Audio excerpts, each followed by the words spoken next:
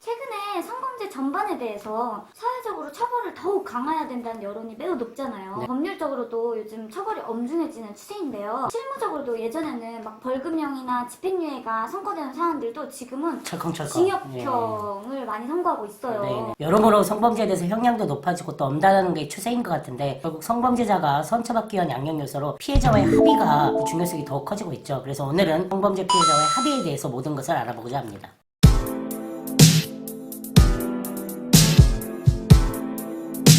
일단 제일 궁금한 게 성범죄의 경우 피해자와 합의를 하면 처벌되지 않는 건가요? 예전에는 친고죄나 반의사불벌죄였던 일부 성범죄가 성폭력범죄 처벌에 관한 특례법 개정을 통해서 모두 폐지가 돼가지고요. 2013년 6월 이후부터는 모든 성범죄가 피해자와 합의하더라도 처벌이 되도록 하고 있습니다. 아니 그럼 합의해도 처벌되는데 굳이 피해자랑 합의할 이유가 있어요? 아니 합의 과정도 어렵고 이것도 들고 많이 네. 합의가 처벌 자체를 면하게 할 수는 없는데 법원 양형 기준에 의하면 성범죄에 있어서 가장 중요한 양형 요소가 피해자와 합의 여부기 때문에 실무적으로는 사실 매우 중요해요. 그래서 피해자와 합의를 하면 기소유예 처분, 똑같은 사건이 합의를 못하면 실형이 선고되기도 합니다. 아니 그럼 구체적으로 피해자랑 합의를 하려면 어떤 절차를 거쳐야 되는 거죠? 뭐 가해자가 직접 피해자랑 만나거나 연락을 이렇게 취하는 것도 가능한 거예요? 피해자에 대한 2차 피해 방지를 위해서 가해자가 피해자한테 직접 연락하거나 만나는 것은 엄격히 금지되어 있어요. 가해자의 가족이나 지인 등 가해자와 관련된 사람도 역시 피해자한테 연락하거나 만나는 것도 동일하게 금지됩니다. 성범죄 피해자에 대해서는 피해자가 동의하는 경우 국가가 국선 변호인을 선정해 주는데 보통 피해자의 국선 변호인을 통해서만 합의를 진행하고 연락할 수 있습니다.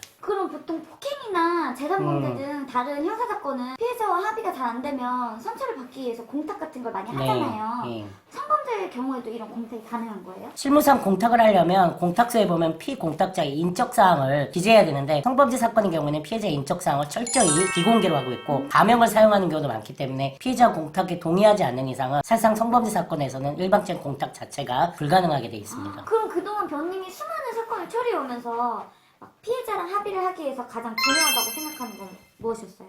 흔히 피해자와 합의를 잘 하려면 합의금, 그러니까 돈이 가장 중요하다고 생각하는데 꼭 그런 건 아니더라고요. 가장 중요한 게 피해자가 주장하는 피해 사실 모두 일단 인정하고 변명을 하지 않는 게 중요하고요. 피해자에게 진심으로 사죄를 구하는 것이 첫 단계로서 중요합니다. 이게 뭐니 해도 이게 그렇죠. 제일 중요한 거 아니었나요? 우리가 근데 실무상 피해자 측 변호도 해보면 피해자는 섣불리 돈만 받고 합의해줬다가 가해자가 선처를 받아서 풀려난 다음에 자기한테 다시 찾아와서 보복 범죄를 저지르지 않을까 하는 그런 점을 계속 제일 걱정하더라고요. 그런 염려가 없다는 점을 먼저 보여주고 피해자한테 사죄를 하고 그런 우려를 없애는 게 정말 중요하더라고요. 근데 절차상으로 가해자가 피해자에게 아까 연락하거나 직접 만나는 거 금지되어 있다고 했잖아요. 근데 그럼 어떻게 피해자에게 사죄를 하고 그럴 수 있을까요?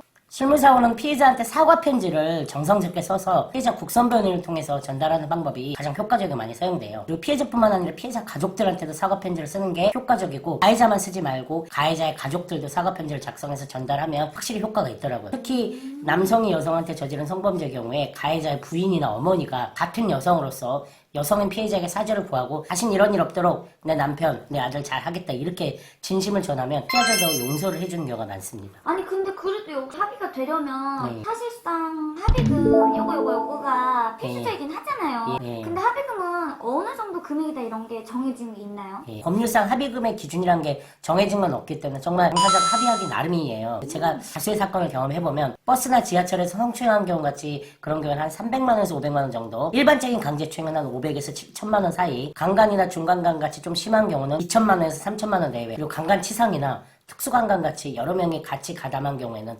3천만 원에서 5천만 원 내외에서 결정되는 경우가 많습니다. 물론 이것도 케이스 바이 케이스라 각 사안에 따라 달라질 수는 있어요.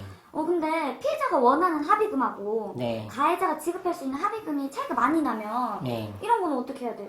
가해자 입장에서 사실 합의가 매우 중요하니까 피해자한테 경제적으로 좀 어렵습니다 이렇게 호소해서 감액을 요청해야 하는 수밖에 없는데요. 검찰청에는 형사조정제도라는 게 있어요. 그래서 형사조정을 신청하면 형사조정위원이 가해자와 피해자 간의 합의와 금액을 조율해주는 역할을 하므로 이렇게 의견이 다를 때는 이를 활용하면 도움을 얻을 수 있습니다. 실무적으로 이런 합의 절차와 유의점을 알고 있다면 진짜 꿀팁이겠네요. 네. 하지만 단순히 처벌을 가볍게 받기 위해서 그런 요령으로 막 대충 사과하고 네. 합의금만 전달하고 이러면 안 되고 네. 피해자에게 진심으로 사죄하는 게 정말 중요할 것 같아요. 맞아요. 좋아요와 좋아요. 구독을 꼭 눌러주세요. 눌러주세요.